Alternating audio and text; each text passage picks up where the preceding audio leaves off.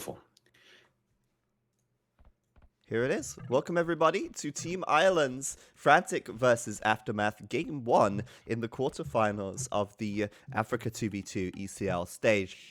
This is the home map of Frantic, and this is going to be, or this set of games is poised to be a good one. Killer B, welcome back. Thank you for being here. I really, as you can probably tell, need you. Please take over. Yeah, man. Thanks for having me. And, Zach's going to get stronger as the day goes on. Oh, my Lord, guys. Look at the yellow TC to start this game. Maybe CL with a little bit of jitters, double killing sheep under his TC. The Malay player here is not doing it the way you want to do it early on. But anyway, it's Killer B. It's Zero Empires. We're coming at you here on Escape. And, of course, these games have never been seen before. It's the 2v2 ECL Africa round of 8 stage. CL, as Zach said, choosing the map Team Islands. Team Islands is something that Tim is kind of, he's a little bit known for, at least by this caster. We'll see if his teammate CL can keep up with Tim's abilities on this map. For the Frantic team, they'll be in the yellow and the red trunks, and they will have the southwestern island, I suppose you could say. The other island will be the team Aftermath. This is a team that is expected to do extremely well in this tournament in all settings. They're really well-rounded. And today they'll be looking to try to eliminate Frantic. Aftermath will have Leary and Hart on this map, and they will choose Italians and Malay, which make a lot of sense to me. On the other side of the map, we'll see Malay and Portuguese. So I guess, Zach, right off the bat, I'm wondering why not Italians here for the Frantic team? Yeah, it's interesting, isn't it? Why not Italians, which, arguably the strongest water civ at the moment, if any previous tournaments or anything to go by. Interesting decision. Also, you could say, well, maybe why not the Vikings? Because on a map like Team Islands, you can dock at the back. The Viking team bonus gives cheaper docks for everyone. And you can dock at the back, fast castle into longboats, for example. Maybe they're planning on doing something like that with the Portuguese, but I don't think the Portuguese are as strong as the Italians. I don't think the Portuguese are even as strong as the Vikings in team game. And both of the Frantic players seem to be having a hard time with this early game economy. This boar does just not want to come back for Tim. He's having a right hard time with it. It just keeps stopping. It seems to be having a hard time. It's navigationally challenged. Oh, and now Tim is going to finally get that boar down closer to his TC. Did take a couple more hits than he wanted. I thought it was kind of interesting that he was luring with the villager because, of course, on the other side, we do see Leary, who lured his boars in with his scout to save a little bit of villager time. That's kind of an option. Players can choose to go for that. But, man, after so much trouble getting the attention of that boar, Tim finally gets it down under the TC. Yeah, I wonder how much that's going to slow him by. Yeah, it probably isn't going to slow him too much. But, yeah, I mean, if you compare that to Leary has already finished his second boar pretty much, and Tim hasn't even pulled it in yet. But I think Tim took a deer as well, so it's hard to really quantify that. What's interesting to me already are the dock positions. You've got Hart docking to the side, which isn't aggressive, but it's not defensive either. You've got Leary docking on the front. And then you've got Tim docking on the front and CL docking at the back. Now, if anyone's docking at the back, I'm surprised it's CL. Now, the map, the way it's generated, does leave for some really good fishing in the south. But I wouldn't have expected Tim, the Portuguese player, to be docking on the front. I expected him to dock on the back, if anything. Yeah, now Tim is... I think your point on dock positioning is really important. Tim is scouting around right now with a fishing ship trying to find Hart's dock because he needs to figure out, okay, what's their plan? Are they going 2 front docks or are they going 2 back docks? Identifying what your opponent is up to in this Team Islands map is extremely important. Leary on the way up to Feudal Age as the Italians. Hart is going to loom up and then go up. That's maybe for timing purposes, right, Zach, to get loom there? Feels weird to grab loom there. Well, Leary's done loom as well. I mean, you can make a transport ship in the Dark Age now, so players have maybe got to be cautious of a fast landing and tower rushes, which nowadays probably isn't going to happen, but before the Koreans got nerfed and before towers got nerfed, that certainly did happen, but I do think it's a bit of a suicidal all-in strat. We will see Tim, however, scouting at the front. He'll see the docks of Leary and X them for his teammate. Obviously, they will spot those, but they won't spot Heart. They'll know Heart is docked on Ooh. the back. And ooh, speaking of Heart, Yeah, speaking of heart and speaking of, oh, why would they be looming up? And what's the plan here? Well, we do see one of those transport ships out already.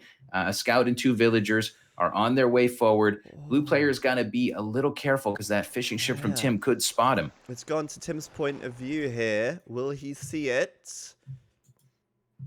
I think he's going to sail straight on by. Now, one thing I didn't pick up on is the fact that they get cartography for free with the Portuguese, which could be good for sort of synchronizing purposes. But it looks like Hart will actually sneak past with that transport ship, and those two villagers will make it across. Who's not done loom? Tim's done loom, and even CL has done loom here. So everyone's loomed up. Maybe in the back of their minds thinking that this could be a possibility, probably not expecting it to happen to them, but there it is. The two villagers and the scout idling at the transport for a while as Tim's scout comes across and sees it immediately. Yeah, Tim staying active with his scout, and we talked about, oh, why isn't Tim luring his boar in with his scout? Well, I guess he was smart enough to know that there could be some sort of shenanigans going on. His scout will be able to probably win, or at least help this defense. We will also see the yellow player scout over here at some point in the near future, I suppose. But for now, it's double ranges coming down for Hart, and he's got to make something happen quick because here comes the Malay player with a tower and a couple villagers. This could be really bad for Hart. He could get trapped here. Yes, and already the yellow player's trying to wall up behind this as well, perhaps wall these ranges in. Tim just needs to wall behind this now, but of course, Hart does have the transport ship, so we can always transport around. Quick walls coming up from Tim here, and I gotta say, this looks like a bit of a fail already. Yeah, this now does they're not gonna look lose like... water, and they'll lose the transport as well. Oh no, he lost the transport. Oh, so clutch! Hart actually ungarrisoned at the last second. Jesus. Yeah, that was so clutch. That looked impossible. But impossible is nothing for Hart. He does get those units out in time, but they have escaped the frying pan and now they're into the fire because continued villagers chasing them down on all sides. They will continue to be annoying, but they're going to have a hard life ahead of them. In the meantime, we've got Tim fighting with Leary on the water in the middle of the map. We do have CL getting raided pretty intensely by Leary, lost his fishing in the back corner, or at least had to hide his fishing in the back corner. So a little bit of a crazy game. And you know what, Zach? Hart's adding in 2 more archery ranges on that landing. He's not really swayed by this, is he? He's still adding more. He's got 1 archer here to try and defend his villagers with, and he'll end up having to fight with the villagers and the archer, and it's a bit of a mess.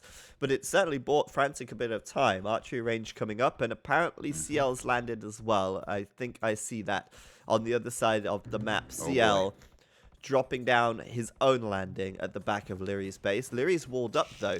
In fact, I think Leary knows that something's happening here because he's walled this up. And I'm going to look at Leary's point of view now. He sees it. Yeah, he scouted it. He lost his scout there. So Leary also aware that this is happening. And this is why I love Team Islands, man. Like, this map, so many opportunities for landings. Yeah, we've got a crazy game right now with 4 archery ranges on the landing from Hart. Hart's getting towered up on that side, so it does look like Tim and CL should be able to defend this somewhat well. Skirmishers already coming out from Tim also to try to deal with those archers. 1 villager from Hart does sneak down to the south to drop down a stable, so we'll keep an eye on that. But maybe some more momentum on the other side with CL getting in. His buildings are coming down and his army's starting to get built up a bit. I'm laughing because it's 4 archery ranges and now a stable, and it's like, when will it end? But adding in some scouts could be pretty nice, as obviously Tim's going full skirm right now. Scouts will pick that off, even get some damage done to the economy. But Hart losing his fishing ships on the left side. Leary, however, still fishing nicely in the middle, killing Tim's fish. And Leary's really winning the water for his team, which I think is obviously going to be important because... let's just say, hypothetically, CL gets pushed off the land, then they're going to have a harder time winning the water back. So I'd say that Leary and Hart are still in a pretty good position at the moment. Even though Hart's landing doesn't seem to be as far along, Leary having the water is huge. Hart is building a 5th archery range now, and to go along with his stable. So he's really working hard. to get something established. But that's keeping CL annoyed and busy, and it is keeping Tim putting some resources there. Leary has basically carried the naval side of the fight so far, and he's really swamping out the water. He's on the way to Castle Age, and it looks like Leary carry is in full effect at the moment because he's in a great spot. His team is going to be fine, I think, because he's got full Navy and he's got Castle Age coming, and Hart's still at least being cheeky and annoying in CL's base. Yeah, he's having his own gold raided by CL now, though, as the yellow player transports around his wall. It looks like Hart will lose a few villas there, but as you say, he's still doing damage, forcing towers out from the yellow player, raiding with his scouts. He's also been raiding a little bit at Red's base with some archers, but I don't know where they are. I've lost track of them. It's a little messy, to say the least. Hart, 8 kills, 19 deaths, though. Certainly not doing too well, but Leary's about to hit the Castle Age, and like I say, I mean, he's already way ahead on the water, and perhaps going to be the one to carry his team here. He could make some army on the land to clean up yellow, or he could just continue to double down on the water, maybe make some war galleys and do some damage from the shoreline. Yeah, Leary is looking like he's going to hit the Castle Age now. He should be able to continue to hold the water for some time to come. He does have the War Galley upgrade coming as we speak. We'll see how he does with a couple more TCs down, trying to build out his eco and keep some pressure going. But he seems to be okay-ish. In the meantime, Hart has sustained some damage, like you said, from CL's raiding. But maybe not as much damage as Annoyance has been put down on the other side of the map. It's a little hard to quantify, but Frantic has been very busy dealing with all of these forward buildings from Hart. And because of it, they're not clicked up to the Castle Age yet. And we'll have to see if they can get up soon. Tim's Eco, Zach, has 800 gold, 400 wood, but effectively no food. And it's kind of the exact same thing for CL. So both guys going to be in feudal for a bit longer. Yeah, they're going to be quite some way away. Obviously, they lost all their fish, and Leary has 11 fish right now. He's also got the fire ship now, since he did the war galley upgrade. And he's actually going to find this transport at the back from CL as well. And I think the CL will be able to outrun him. But you never know. He could pick off that transport ship if CL stops or loses concentration. It looks like he'll be fine. But yeah, Leary way ahead at the moment in score. Fishing really doing a huge amount to bolster his economy. He's up to 3 TCs. He's got a siege workshop down. Looks like he'll be looking to clean out these buildings pretty soon. And like I said before, when I was sort of saying hypothetically, if they kill CL's landing, then they are already way ahead on the water, and that's going to work in their favor. Yeah, and Tim, almost certainly, I haven't seen his market, how busy he's been, but almost certainly buying a bunch of food to be able to click up there. So granted, not the most efficient way to get up to the Castle Age, but he had to do something. We will see Tim adding in more docks and more fire galleys to try to get some presence on the water. In the meantime, CL is going to be still waiting. He's still floating a bunch of gold. He could also try to buy his way up. His market is done, so we'll see if he decides to do that soon. Both players taking stone on that Frantic team, but they are starting to get cleaned up, Zach, in the north. That forward seems to be kind of doomed at this point. Yeah, as is Heart's forward, though, to be honest. I mean, look at it. It's completely walled in. Even the stable's been walled in the south. But yeah, you're right. Yellow is losing here as well. Or CL is losing here. 2 villagers into the transport ship. The army, the archers seem to have all died. The remaining villager just built a stable, but that was scouted. And now we've got the mangonel here from Leary to clean up these towers and start pushing these buildings down as well. Yeah, and Hart's going to start to redock a bit and try to get some presence on the water. Tim is going to hit the Castle Age now. Tim's military count total right now is 7. So he did build out some fire galleys, and he's got the war galley upgrade on the way. Tim will need some time to get his navy back in order because 4 of his military is actually skirmishers and archers on the land. So does need some time, Zach, but maybe he can get a little foothold here with the navy, and he and CL can start to take over some water. But a very intense game, multiple landings, multiple navies raiding. It's been crazy so far. Advantage on the scores says it's for Aftermath. Where do you put this game right now, Zach? Well, I think a lot of that advantage has been through Leary, obviously having the fish. He's now up to the Imperial Age, and I think Leary might lose some fish pretty soon as Tim comes in with the fires. It's pretty hard to stop the fires from killing off some fish, but if the fires fight fire with fire, then they won't be killing off any fish here. So I think Tim needs to ignore the other fire ships and go for the fish. But I think the plan here could be for Leary to transport across and do condottiero. Looks like he's actually preparing a villager to go send across now. In fact, he's already got a transport with 4 vills. So it looks like the classic sort of Imperial Age Italian condottiero push will be into full swing. While at the same time, Leary does lose a lot of his fish. Of course, they've more than paid for themselves already, as they've been fishing for the majority of this game uncontested. So the food income, or the food count for Leary, is huge. Just look, he's got 7,500 food. Hart has 4,000. Tim has 4,500. So he is so far ahead in food collected that he will be able to get him, drop down the barracks, and spam condottiero until his opponents are no more. Yeah, and for now, it is Hart who's kind of shifting into a defensive army sort of a role. We do have CL up in that northern island with a couple of knights.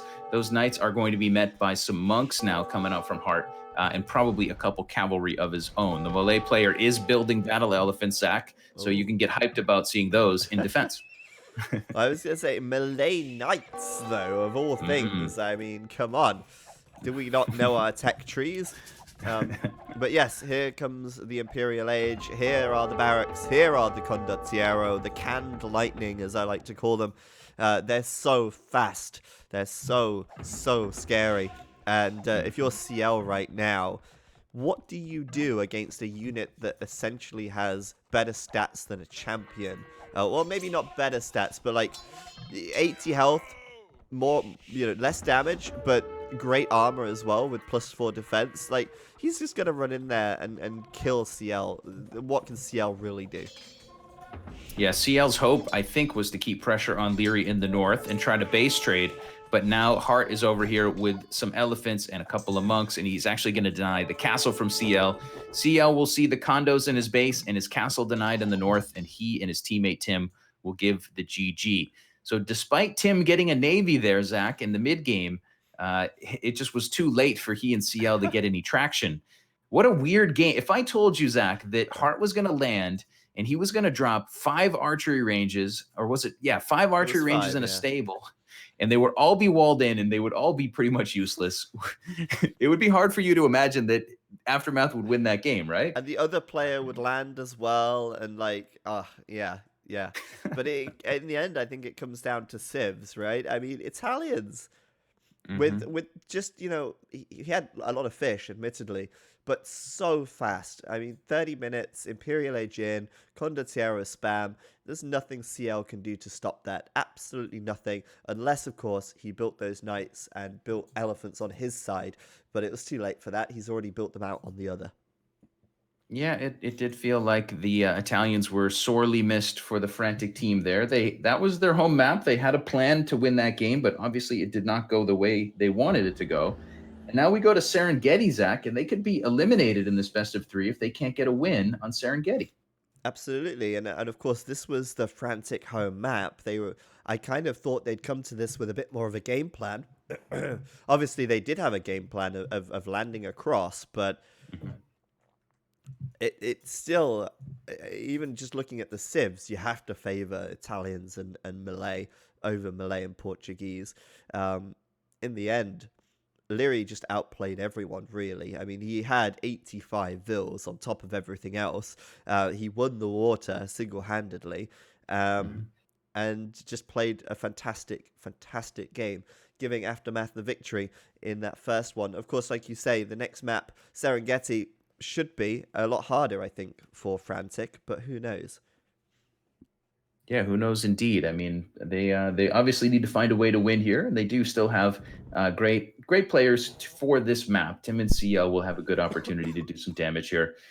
So we'll be ready for that match in a moment. And remember, guys, it's a best of 3. So if you're cheering for Aftermath and they take home this win, they're going to go on with a 2-0 sweep.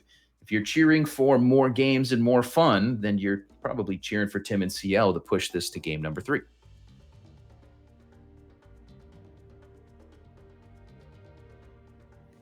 So we'll wait for that match in a moment. I think Zach is probably getting some things worked out in the background for you guys. I hope you're having a nice time here on Escape AoE. I'm Killer B.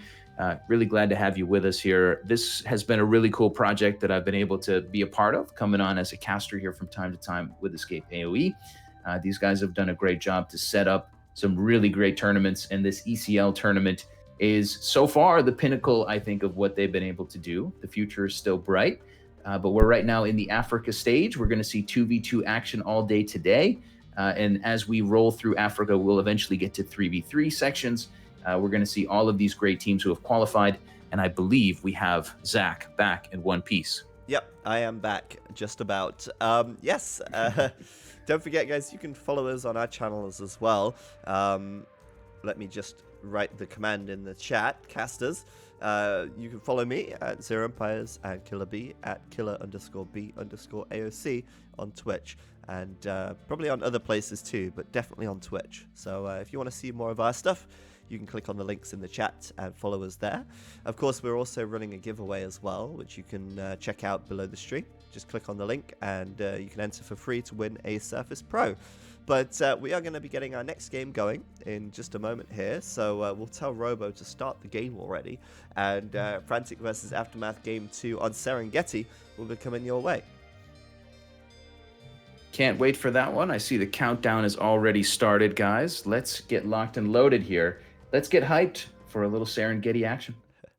I do wish I could sound more hyped, but don't worry. Memb and Rez will be taking over from us after this set of games, so I'm sure the energy will move up a level once we get someone who's not ill to take over. Let's see how this game goes, guys. We're launching in now. It is going to be Frantic, CL, and Tim taking on Aftermath, Leary, and Hart. It is Killer B here with you guys. We are in the Africa 2v2 ECL tournament, and of course, I'm joined by the legend himself, Mr. Zero Empires. You feeling better, Zach? Are you warming up? I'm not a legend. T90 hasn't made a video about me yet. Oh, okay. So Fat Slav is a legend, but not you. Exactly. Until there is a Legend of Zero Empires video, you can't be saying that. Okay. I will stitch my mouth then until until that happens. Are you excited for this set of games? I know I am, guys. It's Ethiopians, Mongols for Aftermath. It's Spanish and Magyars for Frantic in this game. Different civs again, and I like that, right? I mean, the civilization pool leaves a lot to... I guess you can be creative with it. You can think about it in different ways. I'm not surprised we see Mongols on this map because there's a lot of hunt. Hart in the red to the north. Sorry, in the blue to the north. A lot of zebra here, a lot of ostrich as well. There's obviously the elephant with 400 food. So Mongols make a good pick. But look at his ostrich. They've kind of spawned like in his woodline. So sucks to be Hart. He maybe could have called a restart here, but I don't know. At the moment, maybe he can get those ostrich. We're back to big trees, by the way, so I can't tell if they're truly stuck or not.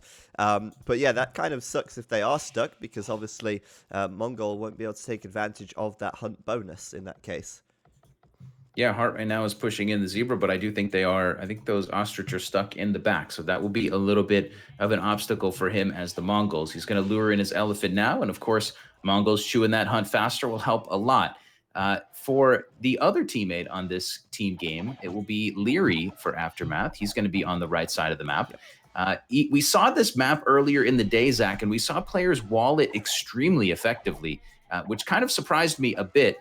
If we do see some walls coming in here, maybe the Ethiopians player can get some archer production going and get a nice big scary army going. It's a relatively open map with a lot of holes in the wood lines and everywhere, but we did see structure earlier in the day. In the south, we'll see Tim playing as the Magyars. Tim is also pushing in ostrich as much as he can, getting that early game food boost going. Tim will have 3 vills on his wood line, and the Magyars player may or may not go for archers in this case. His teammate is going to be CL. CL playing as the Spanish, I would imagine, will not go for archers, but CL is starting to wall in his side. Did have 4 vills on his side wood line and is chewing through some early game food. So everyone's getting established. What do you think is going to happen here as this game rolls on, Zach? What do you do as Spanish and Magyars for synergy in this game? Well, first of all, I'll tell you what's not going to happen. The Spanish player is not trushing. A lot of Mhm. people think that CL will trush because, hey, he's one of those players, right? You know, one of the Mhm. guys that just like a stray dog type. But no, 4 villas on wood, certainly not a trush. But yeah, the Spanish and Magyars, I think this map it is possible to go for like the castle Mhm. because the stone spawns very close to the TC. And if you look at CL's map, it's really not too bad actually. He's walled off the left side already, and he's working on walling the right. It's not too bad. The problem is he can't wall across this quicksand. He's going to have to wall around it. But he might be able to play defensively, and with a well-placed mining camp, he can even take the gold and the stone with a single building. So efficiency play there from our yellow player. Magyars probably scout rushing, of course, as they are one of the best, well, one of the strongest scout rush civs in the game. But at the moment, Tim still just pushing in the zebra, and we'll be clicking up in just a moment. Obviously, way behind Hart, who is already up to feudal as the Mongols, and we'll be going for scouts as well, no doubt about that. Yeah, Hart is just now coming forward with his first scouting, and he's going to find those walls from CL. It's very interesting, or at least interesting to me, that Leary came forward just to see who he was against. He came forward, he Mm, saw like one house from Tim, and then he went home. And he probably told Hart, okay, you're up against the Spanish player. And now the Aftermath team kind of knows the score of, well, we've yeah. got a walled in Spanish player. They're obviously going to see the feudal time. They're going to read the tea leaves and understand that, okay, this guy may be going for a castle in Conks. Maybe he isn't. Maybe he's tricking us as well, Zach. But that's probably the case. Yes. And because of that, Tim's probably going to be 2v1, isn't he, early on in this game? Yeah, she should be, but it's going to be really difficult to, if you're Tim, to wall up and defend this. You might be forced to build defensive towers or something, maybe on this Mhm. right side where the wood lines and the stone is, because if he gets pushed off the stone, he could be in trouble. We'll have to wait and see. But for now, yeah, we've got rush action coming forward from Leary. We've got the super fast scouts from Hart, and there's only one place they can go, and that is to Tim. So Tim is going to have to, well, do his best to not die, basically, until the cavalry can arrive in the form of those conquistador. Yeah, the cavalry will need to arrive at the right moment because, well, it is feudal Asia now for Leary. He did actually go for the Drush and now to the men at arms. He's going to be joined by the Scout of Heart, so they are going to push on to Tim already. Tim's trying to drop down a stable. He's going to need to defend stoutly here. He should be fine against this There's early a push, hole. but oh, there's a There's hole. always a hole. That's what you have to be very cautious of. These acacia trees, these baobab trees, are holy. They're patchy and they're not safe at all. So yeah, in come the man at arms. He's pushed off the wood line. He didn't lose a villager, I don't think. He's only lost a scout so far. But these villagers on the zebra could get caught out as they run back toward the TC, laden with food and ripe for the picking. Yeah, those villagers are heavy with food. They got about 20 food each, even though they're abandoning ship. They are, oh, wow, They they're all made going it. to get out of there? They made it. Wow. The lowest villager actually didn't gather any food at all. He was like a bait villager. But yeah, Tim is definitely alone in this one. There's no help from CL. CL's walled up, and they're following through with the strat that they planned from the start. Tim will try and wall up his wood line in the south. It's not walled. Of course it's not. There's always a hole. And Oh, Hart will find his way in there as well. This already looks like it could be GG for Frantic if this continues. Basically, CL has to get castle and win the game. Otherwise, well, Tim can't really do much from here, basically. no. Tim's taken so much damage here early on from Hart. Hart is not killing that many villagers, but he's already pushed his opponent off of one wood line and now pushing him off another. The stable, by the way, Zach, Leary has just been standing there hacking away at it with men at arms. So there is a possibility that that stable dies pretty soon. Tim building towers as you might have expected and trying to defend with spears, but oh god, there's just so many holes in the walls in this position. And it's gone incredibly poorly for Tim early on in this game. CL, by the way, still not clicked up to castle yet. Has the market down, is ready for the resources, just needs a little bit more gold. He's also sneaking some villas off to the side, so I don't know where they're going, but maybe he's going to try a sneaky forward castle drop, but that just seems like a suicide attempt, because if he gets found out, he's doomed, but he is sending 4 vills out on the left side. The attention now being turned to him as we have scouts and archers coming over from Hart and Leary. They're going to try and find their way through. And meanwhile, Tim is just actually going to repair his stable, keep it alive, and hold the line for now. But yeah, it's dicey. It's dicey. Villagers coming over from CL to try and wall this up. They'll get a couple of hammers down and delay them getting through a little longer, but there are archers there from Leary now. And there's probably a hole here as well. No, there's not. Okay, good job. He actually did wall it up properly. What I don't understand, though, is why did Tim not build a tower in that wood line sooner anyway? Because he definitely should have thought about saving his stone or keeping his stone safe in case he needed more defensive towers. Yeah, I'm not sure. Tim does get a tower up there eventually. And, you know, for all the excitement in the early game and the advantage that I think Aftermath grabbed, this game is going to hinge on what CL does, as you mentioned earlier. And those 4 villagers are still hanging around with bad intentions in their eyes. I don't know what they're planning to do, Zach, because there isn't even a good area to put a castle here. There's almost no ground that is buildable that's big enough. So I guess they're going to choose one spot that works. Surely he's not going to build a castle here. He is. Okay. Well, if he gets scouted, he's in big trouble. And I think Hart saw the villagers. Oh, no, he didn't. Okay. Because I thought maybe he saw the villagers there because Hart was sending a scout back. Looks like CL is actually going to get away with this.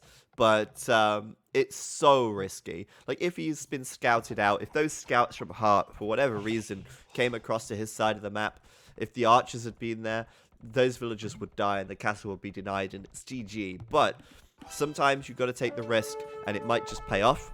Those conquistadors can come up, the rush distance is going to be super short, and they won't know necessarily where they're coming from. Yes, CL rolling the dice, and I think he did get a little lucky there. He spotted the house from Hart, but of course the house with the low line of sight did not maybe see those villagers, and now the castle is up and the conquistador production will begin. Hart's base is pretty open right now on that side, so Conks will run in, maybe unabated toward the stone pile. Yes, villagers there from CL coming forward as well. Probably thinking, hey, if I fight with my villas, I can buy some more time. And he's going to drop down a siege workshop there. More conquistadors will follow. Castle Age coming in for Hart, though, and Castle Age coming in from Leary. We're going to have crossbows out on the field pretty soon. So if these guys group together, they could hold on. But CL, with the Mangonel coming out already, nice aggressive play. And like you said, it all hinges on CL here. What can he do? Can he save the day? Yeah, CL maybe to the rescue here. Team Frantic has their backs against the wall. Aftermath winning game number 1 means that Frantic must win this game to keep this series alive. Serengeti is a quite open map. We've seen Tim being harassed intensely, but honestly, he's stabilized a bit and he could get back on his feet. The conquistadors will have to do some heavy lifting for a while, but that's what conquistadors do. So some siege and some conks from the yellow player CL. This could work. I don't know. Let's see how this game develops, Zach. Bloodlines coming in for Hart, crossbow coming in for Leary. So we're going to see knights and crossbow coming out pretty soon. Obviously, as we discussed earlier, one of the best ways to deal with or counter the conquistador is to stop your opponent making too many of them in the first place. It's not really a remedy. It's more of a preventative measure. But in the end, if they can bring over enough crossbow and make a few knights here, they could suppress the number of conquistador that CL has. But it's not looking so good already. Hart losing quite a few vills so far, and maybe some more will go down. He certainly can't afford to boom here. He can't afford to make a second TC. He's basically forced to go full defensive here.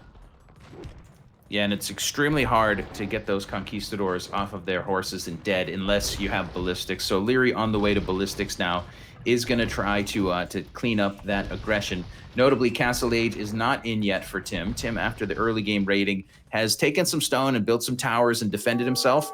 And Tim has added in double stable scouts and now has a blacksmith coming and bloodlines coming. And Tim is going to stay in the feudal age for a little while, Zach. He's actually going to kill a villager from Leary, but obviously Leary is the Ethiopians, so I don't really know what he's thinking there. If he's planning on really going double stable scouts against the Castle Age Ethiopian player who gets pikemen for free, well, I don't know what to say. But Hart and Leary here going to try and defend Hart's TC. And we've even got monks from CL as well. I love it. I love it. He's got everything. But so far, he hasn't killed the TC, but he is trying. And Hart, of course, forced to repair it. That's costing him wood. And in fact, he's about to run out of wood, which means that there will be no more repairs. If the wood gets to 0, they'll stop. And maybe that TC will go down. Look at this. Yeah, that TC is on 1k HP, still getting pecked away up by 2 mangonels. It is going to be a fight soon. It looks like Hart and Leary will push in with a couple of monks and a couple of crossbows. Here we go. Nice mangonel shots, but not enough. In fact, both of the mangonels go down. And you know what? I think they died to the TC there. He got a little bit close. And Hart, although he wasn't able to do much damage with his camels, he forced them out of position. And that, for now, will buy Aftermath a little bit of time. In come the scouts from Tim. Obviously, he runs away because he's fighting camels and crossbow.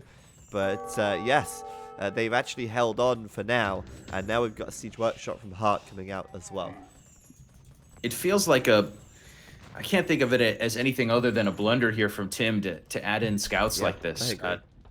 Double stable, full feudal scouts in a 2v2 is precarious to begin with. In this situation, the Mongols player is building camels, which I think is somewhat straightforward versus the conquistadors, and archers with ballistics and pikemen for free.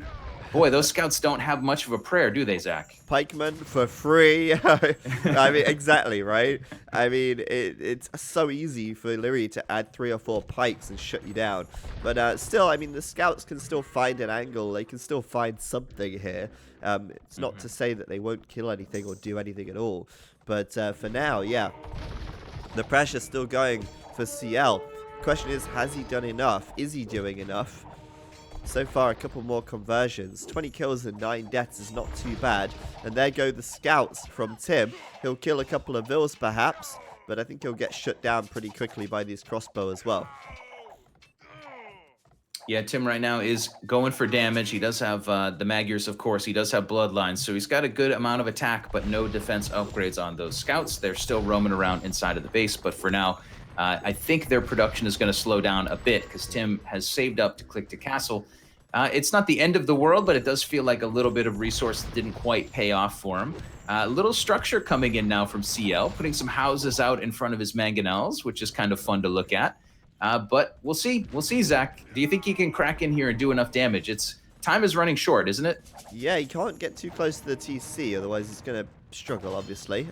We saw him losing 2 mangonels already, and now we've got mangonels from Hart as well. So it's probably easier to deal with mangonels from Hart, since the Conquistador can just run in and snipe them, as he's probably going to try and do right here. There you go, it's gone, and get back. So it's the power of the Conquistador for you, really. I wonder how much resource Hart's actually wasted repairing this TC. Well, I shouldn't say wasted, because I think he'd rather have the TC than not, but I do wonder how much he's spent repairing it. Yeah, I'm sure he spent quite a lot keeping that TC up, but it is still holding, and it is still Leary adding in more crossbows. Eventually, they might be able to push this position back. We will see towers coming down on the front from CL to solidify that position. He's kind of all in on that side. Quickly worth noting is that Tim did come forward with a couple towers of his own to annoy 2 of Leary's gold piles. So a couple of nice towers there from Tim on the right side. Here we go on the top. Hart immediately getting a couple of conversions. That's pretty nice. Conversions the other way from CL, though, as he converts some camels here. Looks like 2 of the mangonels going down, though, really quickly going down, and not a single solid mangonel shot from CL so far. And I feel like, you know, he's been here for so long, just attacking this TC, never getting any further.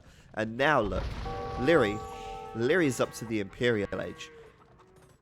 Wow. Yeah, Leary clicking up to Imp, and he's still waiting with enough crossbows to probably crush the soon-to-be raiding from CL. CL's got to be really careful because ballistics on those crossbows could be a problem.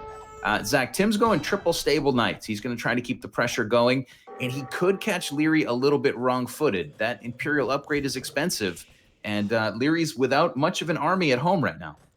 Yeah, absolutely. Leary right now about to get raided quite a bit, and I mean we saw the towers already. That's pushed him off the gold. 2 gold mines, by the way. And then you've got the knights coming through, and where's the army? It's on the other side of the map. He's trying to help Hart so much that he himself is a little bit exposed. Now, of course, he'll make some pikes. He'll have some crossbow, and he'll soon be upgrading Arbalest. But this is about to be a lot of pressure from Rams, from Knights, from, well, a little bit of everything from Tim, it seems. Towers as well.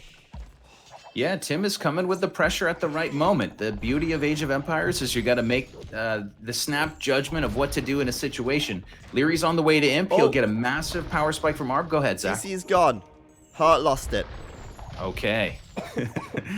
It survived about 15 minutes of an onslaught. Yeah. The Arb upgrade from Leary will help hold this side a lot. It probably puts the kibosh on CL's momentum.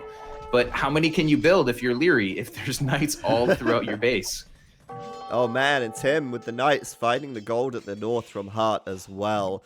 Really nicely done there. Hart does have a camel, but he will lose vills and he will lose gathering time. So Hart now, TC gone. That opens up the door for CL to come in, but CL's running straight into those crossbows, and they're about to be Arbalest with Bracer, so he's got to be careful. Leary also has to be careful not to take some big mangonel shots, which he's taking. Ouch. Oh boy. Leary is going to lose a couple of those crossbows as Arbalest upgrade comes in, and he's still on top of that hill. He will hold this, but at a cost. The front gold and stone for Hart and several farms, and a TC are gone. So many nice mangonel shots, though. Yeah, many nice shots. That's what we've been waiting for, and he finishes them off. He gets every single Arbalest. Oh my god. CL.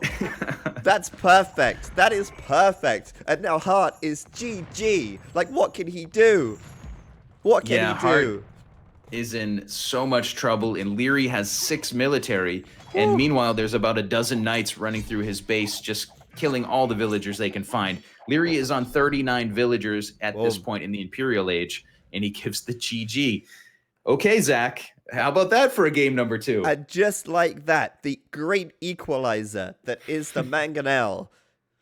Never get overconfident or complacent when your opponent has 2 or 3 mangonels on the field, because, I mean, Leary lost everything there on the hill. They were even uphill shots, so it's not like CL, like, duked him and hit one epic shot. He hit 4 or 5 or 6 shots and took out everything. Leary was probably a bit preoccupied with the raiding in his own base from Tim, which, by the way, Tim, who did double stable feudal knights for half the game, suddenly just bounces back on 1 TC and just destroys Leary on this right-hand side. So well played to him there. Yeah, the threat of the conquistadors and mangonels kept, I don't know, 30 archers or so from Leary inside of Hart's base. And because of that, Leary had nothing at home. And Leary and Hart hurt Tim, but they didn't crush him. So Tim comes back with the triple stable knights. That's a well-played game from Frantic, man. And a very nice win. Those towers were great. Yeah. Sorry, I meant to say feudal scouts. You know what I mean. The feudal knight. Yeah, of course. Well, I mean, they may as well be feudal knights because he was playing them like they were knights. But I think Tim's mistake that game was just not towering up sooner. Like, you look at his base now, he's got like 6 towers. And then he built 3 forward towers. I think he just needed to gather the stone and build a tower earlier. And then he probably wouldn't have lost so much in feudal. But in the end, look at Tim's KD. 80 kills and 46 deaths. Meanwhile, KD stats going to look good for Frantic after this game. Now that we can add it to the overlay, they're gonna have a nice looking KD after a game with 150 kills and, I don't know, 80 deaths. So 2-1 KD for them. So nice, actually, that Frantic bounced back there, because I was really genuinely worried for them. You know, Tim got suppressed in the feudal age. CL, okay, he manages his fast castle and then he just gets stalled. Like, he doesn't make it past that town center for so long. And the longer that goes on for, the more you have to be worried, right? I mean, if Leary had got Arbalest and killed those the push from CL, I think it would have been over. But the fact that he lost all of those Arbalest was just game ending for them, and that's why they called why they called GG. So well played indeed. Nice to see Frantic bouncing back, and we'll get a game number 3, which is exciting because I don't like 2-0 sweeps. And if you remember back to the 4v4 stage, every single round of 8 game was a 2-1.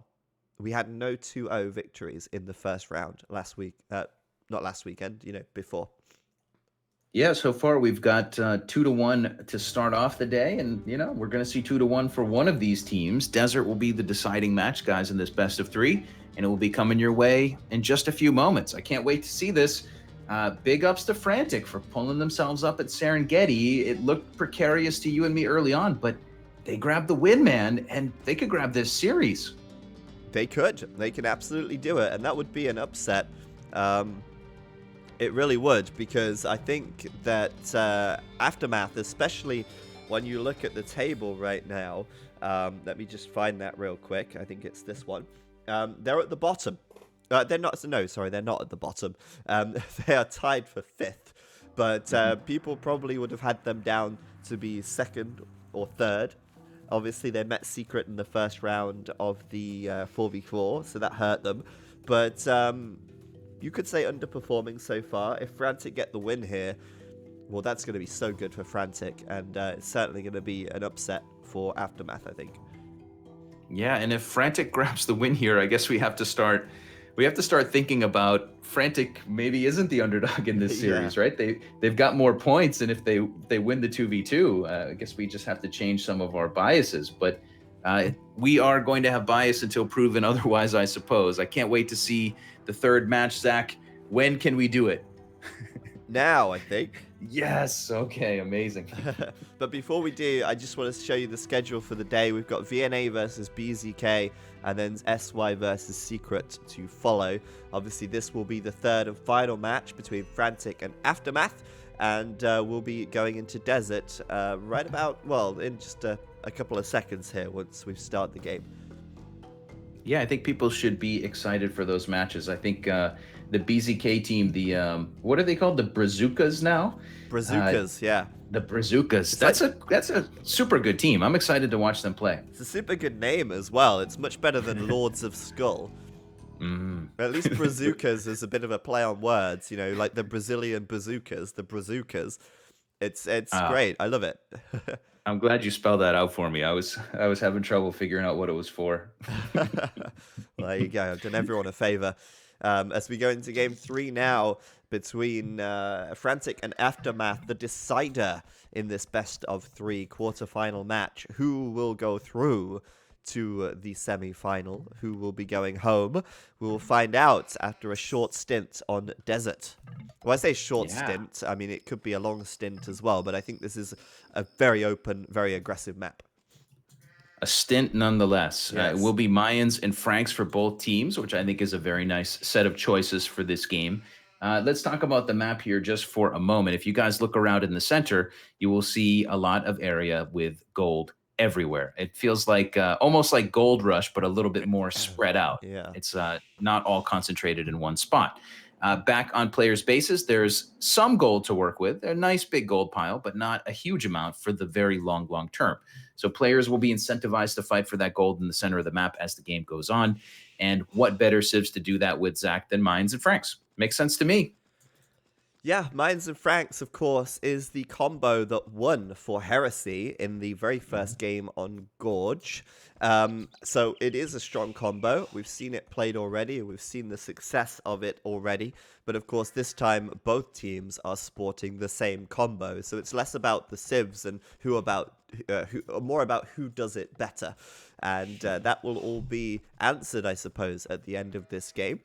We have CL in the north playing as the yellow. He's got the Mayans. And then on the east, his teammate Tim in the red. He's got the Franks. And here comes Leary with his Eagle Scout. forcing that villager to think twice about taking that boar and doing loom in the meantime. Yeah, Loom is going to be on the way in now for Tim, and Leary may just decide to take that boar if he wants to. No, he's going to continue to run around that area. Probably a smart move because Tim's scout is on the way back to defend that boar. Leary's still waiting in the wings, but he will have Mayans versus Franks on the bottom, as you mentioned. Leary in the green, playing as the Mayans, is going to be taking on Tim as the Franks. 4 vills on the back wood line for him. No surprise about that early on in the game. In the west of the map, we will have Hart. Hart will be playing in the blue. He's playing as the Franks. So, guys, it's a non-mirror as far as how the civs are arranged. We'll see Franks versus Mayans on the top of the map with kind of a small distance between the two opponents, yellow and blue. And we'll see Franks versus Mayans on the bottom with a large difference between the two opponents in the green and the red. So an interesting game, a little bit of a dynamic matchup, and we'll see who can get the most advantage out of this Franks-Mayans combo. Yeah, and here's something to think about. The Frank Scout with more HP can actually, I believe, take the fight versus the Eagle Warrior, which is quite a nice thing to know, because when you're playing against the Mayans, or the Aztecs, or the Incas, and you know that your opponent might try and lame you, you kind of just have to accept that your opponent might try and come and lame you. But with the Franks, at least your scout can fight and actually, send them home without having to worry too much about, okay, well, if I take this fight, my scout's going to die because, you just can't do it. So that's a nice thing to keep in mind. But also, you touched on it before, the rush distance. Now, the Mayan player might try a bit of a drush to stop the Frank player warming up. In fact, you can see the barracks coming up from Leary right now. At 6 minutes 15, it does seem to be a drush timing. And his rush distance is going to be much further than CL, who could do the drush and get it over there much faster, and therefore maybe have a more successful time. However, I don't see him actually putting the barracks up at all. Instead, he's putting up some big walls. Yeah, CL's working hard on walls. He's got a couple villagers building a nice big wall across the front. He already built a very big wall across the back of his base. So a lot of work and a lot of delay, I would say. Those villagers working away instead of gathering resources. Hart will click up to the feudal age as Franks on 19 vills. So he will be able to get an army out here pretty soon. Very, very likely in the form of scouts. Leary, as you mentioned, did drop a barracks and is building militia. So he'll have a drush. And Tim will click to the feudal age on 20 villagers and presumably go scouts as well. Yeah, it looks like they're going to do a similar strat to last game, doesn't it? I mean, it worked for them last game. Last game, CL kind of left Tim to die, and then they won the game because his fantastic Spanish conquistador play, and he was probably saying, "See, Tim, you should trust me. We might leave you to die, but we can still win the game."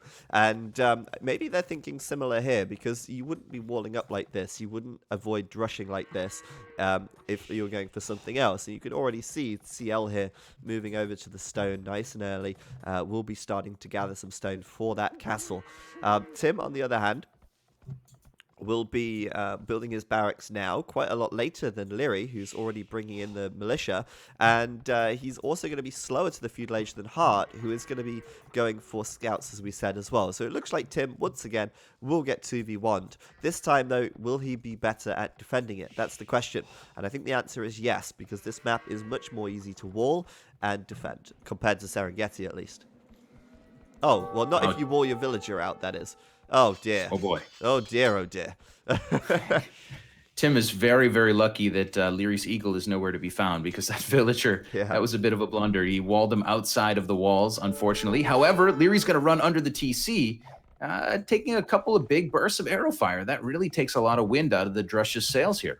Yeah, and thankfully for Leary, that TC wasn't full of vills, because it could have been worse. But yeah, Tim's actually closed off this time, which is very good. And CL will go up on 27 vills without a drush, doesn't need a drush. And that, in my opinion, puts him ahead of Leary here.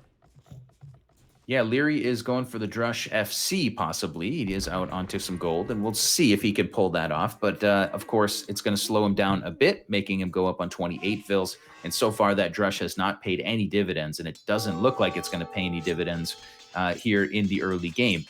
We did see a stable come down for red. We saw a stable come down for blue, but those scouts are still yet to really do too much here, Zach. Free damage for Tim as well. He'll kill one of those militia for free, basically. The other ones are low, so he'll send the scouts to chase. And yeah, I think if you're Tim and CL right now, you're probably happy with the status quo at the moment. CL, Market, Blacksmith, those 3 vills will go out to the stone, and he'll have the castle up in no time. He should have the edge in plume production. You look at Leary's base, he's not even taking stone yet. In fact, it's going to be an archery range from him. So it looks like we're going to see a similar strategy to the Gorge game. If you remember back to Gorge, the difference here being, of course, that we've not got a Spanish player. So we're going to see Leary going for perhaps double archers and trying to keep his archer or crossbow numbers high. And then we'll see Hart going into knights. But I think that in this game, Frank's going into knights for Tim, and then the plumes from CL, it's probably going to work out better for Frantic, I think, unless there's some bigger blunder happening somewhere else.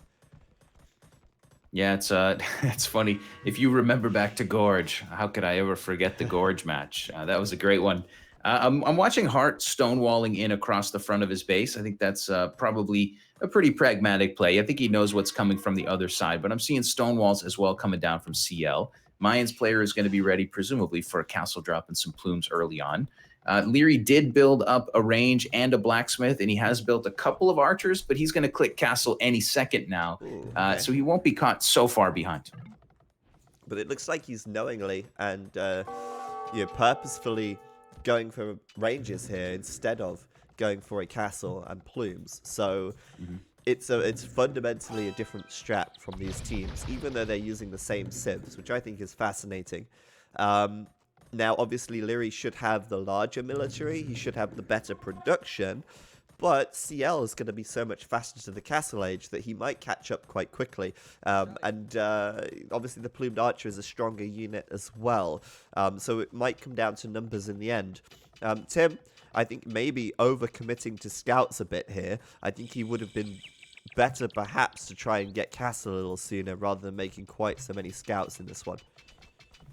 Yeah, Tim, 2 games in a row, building a lot of scouts. They are falling on deaf ears so far this game. They didn't do so much last game, but I guess Tim works in mysterious ways, just like the Lord Doubt himself. Right now, he's just poking away at walls and Hart's base. Hart's should be fine to wall all of that out pretty quickly, or pretty easily with a couple of houses.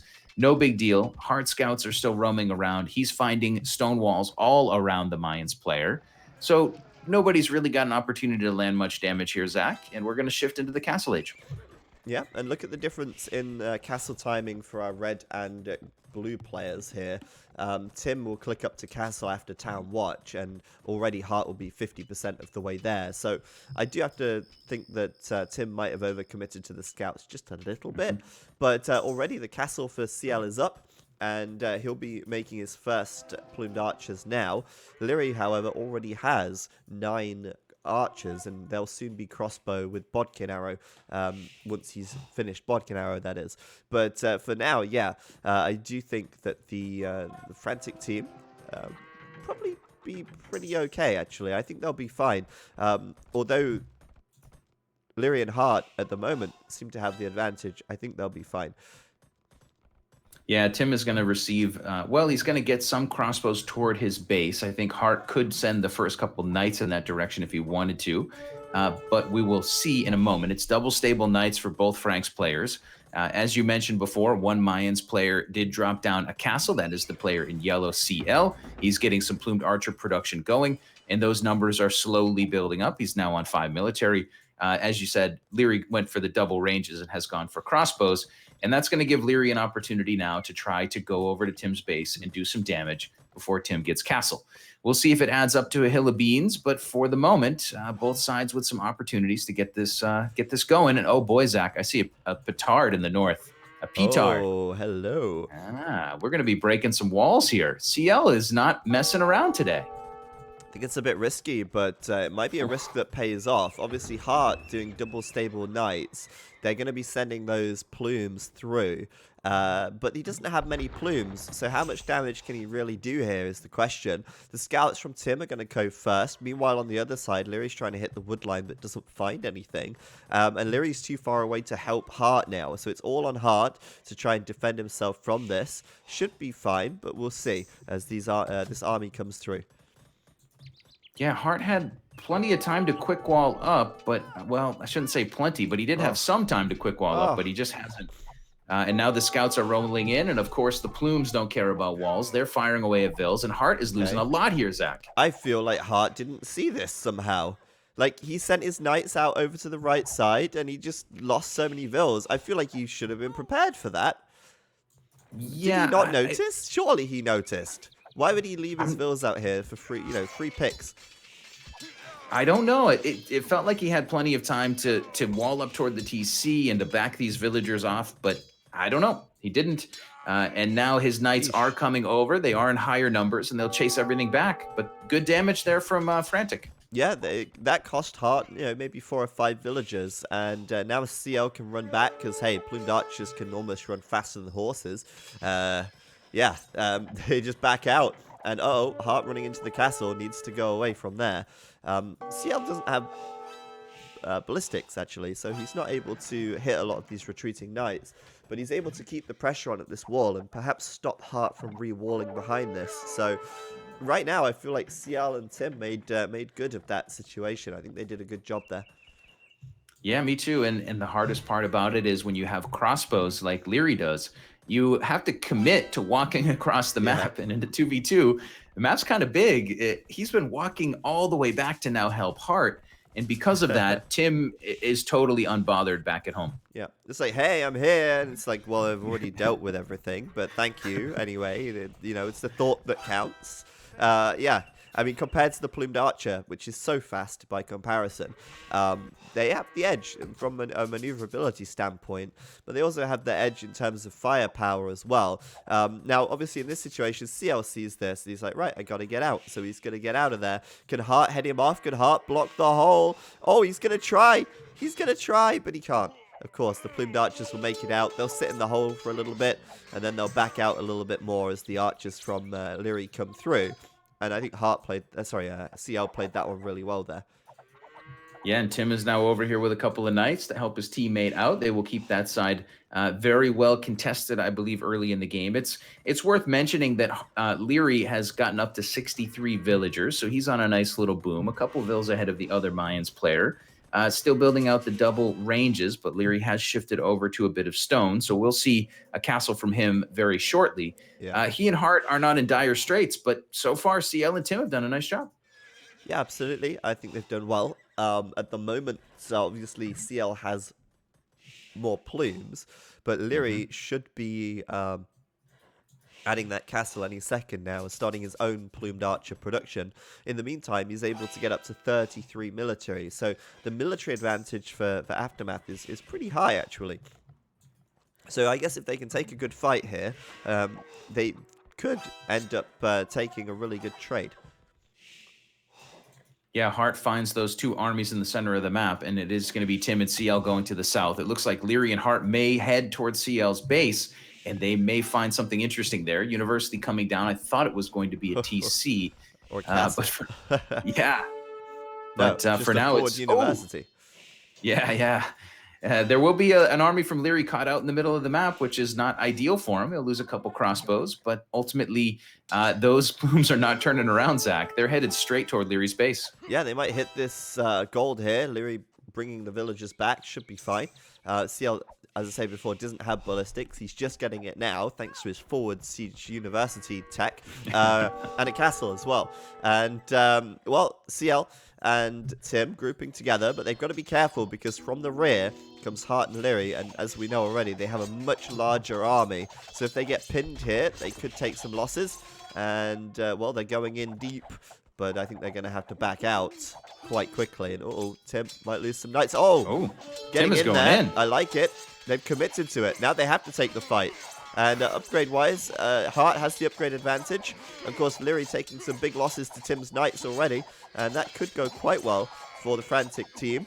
But in the end, it looks like Leary, with a bit of micro, will be able to take down the Knights of Tim quite easily, and I think almost an even trade in the end. We'll take a look at the military graph to get a better idea about that.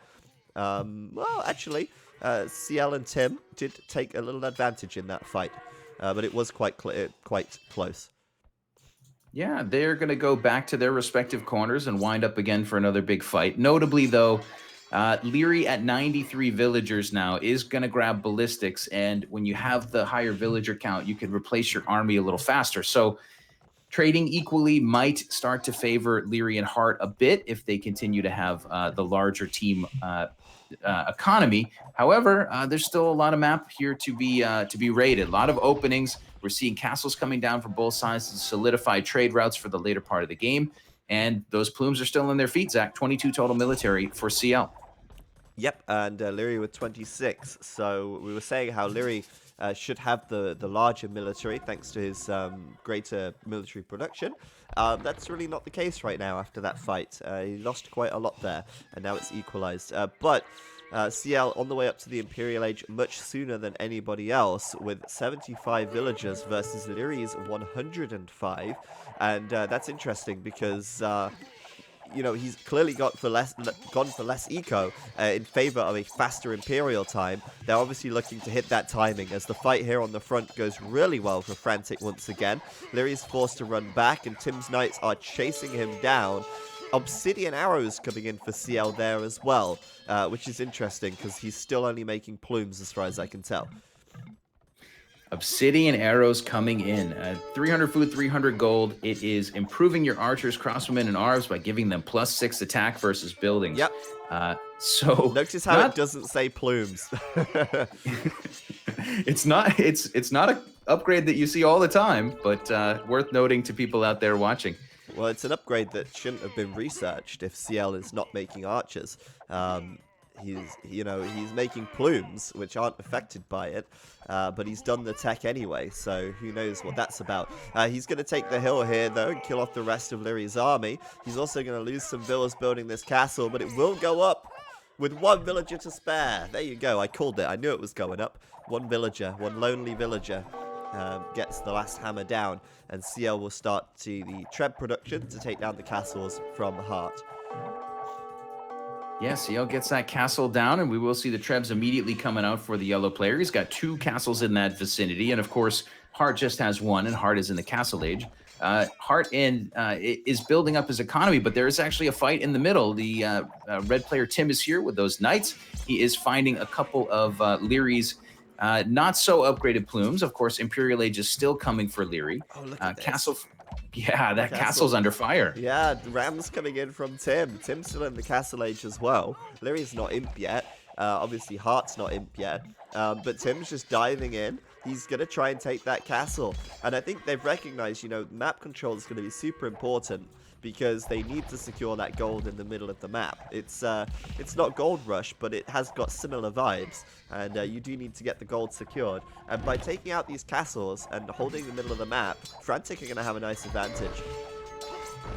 Yeah, the problem is that a couple knights came over from Hart, and they ruined the party. The Rams are down. Plumes are here now from CL, and CL will do a little bit of good damage in the shadow of that castle. However, it is still up. That castle's going to stand for the time being. CL's making a nice push with a couple Trebs in the north, has knocked down Hart's castle, and will now knock down a TC, and his plumes are headed straight into the base of Hart. Tasty. Hart's got 9 military, Zach, and none of it's at home to defend. That is tasty, yeah. Sending those knights across to help his teammate. That castle from Leary getting denied, the castle at the top getting taken down. Honestly, it's looking so good for Frantic right now. It's looking seriously good. Obviously, Leary is up to Imp, so he will be upgrading his plumed archers, but he can't afford to do elite plumed archer. So that castle's gone. The second castle is gone. And now Leary is forced back. It's worrying because gold is going to start to become a problem, I think. Yeah, it's absolutely going to be an issue. The center of the map seems to be more and more controlled by CL and Tim. They're still pushing out with Tim's Knights. Tim's still got Rams behind that. The red player is going to be able to click Imp sometime soon. He certainly has the resources to click up in a few moments. CL continues with the Plumed Archer production and the Trebs. Notably, CL is just now going Elite Plume. He's had it Imperial for a little while, but he'll get the Elite Plumed upgrade, and he'll continue to roll forward with his Trebs and put pressure on Heart's base. This is looking great for Frantic. They could pull off the upset here. I want to check the military graph real quick. Sorry, the military graph. CL and Tim ahead by about 15 military at the moment. And the economy graph actually shows that Leary and Hart were way ahead by about 50 villagers, and now it's brought right back to even. So Frantic in a fantastic position right now. They sacrificed some economy in favor of making more military, and now it's paying off as they catch out Hart's fleeing villagers. And oh my goodness, it's a massacre. Hart losing everything as those villagers run away. Jeez, Hart's GG right now. He's actually dead. Hart is on the way up to Imp from a TC that I can't even find. Maybe it's this one in the far back corner. It is. So for now, he's safe, maybe in the fog of war, but boy, he is getting pressure on all sides. CL has played phenomenally well in this series, Zach, and he's going to roll forward, unpack the Trebs, and keep building out plumes. There isn't a very difficult recipe for him to keep the damage coming. Tim's on the way to Imp. He will be able to upgrade those Knights even further. It's looking like a clear path to victory for them, but Leary counterattacking Zach with some plumes of his own. Elite Plumed Archer from the green player coming into Tim's base to try to do a little damage. But Tim hasn't even noticed, it seems. Not a single garrison into these TCs. Villagers dying all over the place. That's exactly what Hart and Leary need. Although Leary is losing so much to Tim's Knights over here. Jeez. Sorry, Hart is losing so much to Tim's Knights. But yes, CL just taking out so much in the middle of the map. His Treb's doing work. And there's not a single trebuchet up from Leary at the moment. The best he can hope to do is raid, and he's doing a good job of it, to be honest. He's killed a lot of villagers from the red player, but he's going to have to kill another 40 if he wants to put him on the same level as Hart here.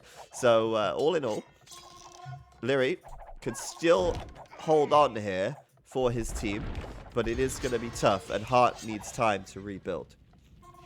Leary paying a little tribute over to Hart to try to help his teammate get back on his feet. Imperial Age will be in. The Franks player will have 8 military. That's Hart with 8 military right now.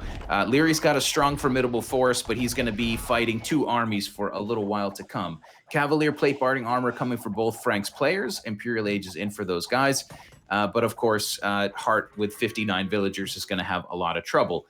Leary does get mostly cleaned up, Zach, in the back of Tim's base. And, well, what else is there really to do right now for Aftermath? Well, Aftermath need to make more Rams, and they need to win this Plumed Archer war. But as soon as Tim comes in with some Cavalier with +4 defense, well, I think he can focus down on the Rams. He can support his teammate. Like you say, it's 2v1. But Hart is doing Cavalier. He's doing +4 defense as well with a little bit of sling. He can get back on his feet, but yeah, Hart down to 62 villagers. It's not like he's completely out of it, but it's going to take him a while before he can really get back into it. And, well, we'll see what Leary can do now. The problem, I think, is the Trebs more than anything. They're doing so much work from the backlines, taking out the important castles and hurting their production. Yeah, absolutely. Hard to make plumes without castles. And of course, the hold of that center area is important. We talked at the beginning that's where all the late game gold is. So if you lose that, well, you have to find another path to get some gold. It's looking precarious right now, but the Ram numbers are starting to get a little bit higher for the green player Leary. He's on the way to Siege Ram, and he's going to give this a go. He needs to stop those Trebs. We'll see if he can do it. Yeah, absolutely. And meanwhile, you know, Hart's trying to rebuild in the south. He's still making some Cavalier, but it's tough. And it's really all about the Trebs and, sorry, the Rams and the Plumes. The Trebs obviously doing work at the back, but if one player gets ahead with the Ram and Plume production, then the Trebs will go down anyway. But for now, he can't do it. Leary just cannot seem to overwhelm CL. They're both on pretty close military counts, but CL has about 10 more plumed archers, and more importantly, he has more rams. The help of Tim coming in with the Cavalier, taking out the rams of Leary, and the Trebs can just keep doing the work from the back lines, and oh my goodness, the GG is called. And Tim, with the capital 3 Gs there in the chat, he's probably very happy about this victory. Yeah, I mean, you and I came into this series and we said, Aftermath should be able to handle their business here. They're the team that we think is maybe the second or third best here. They're great in every setting. And boy, were we wrong. And I'm glad to be wrong. Frantic showed up. They kind of did the same strategy in both of their wins, which was CL going fast castle into a unique unit and raiding and keeping pressure, and Tim going cavalry. But it worked twice, and they get the win here, Zach, in this best of 3. And I told you, man, 2v2 is the best setting in the game. Anybody can upset anybody. It's amazing. Yeah, it's truly great. And I think, the team play is so important. Once again, in this game, we saw that CL went for the wall fast castle, leaving Tim a little bit open. Tim obviously did much better this game of actually walling up and defending himself. So really nicely done there. And yeah, CL, just a really good game from him. He played so well. 165 kills to 77 deaths. That's impressive. And he played well the last game as well. So, yeah, Frantic, they lost their home map, but that didn't matter because they won the next 2 anyway.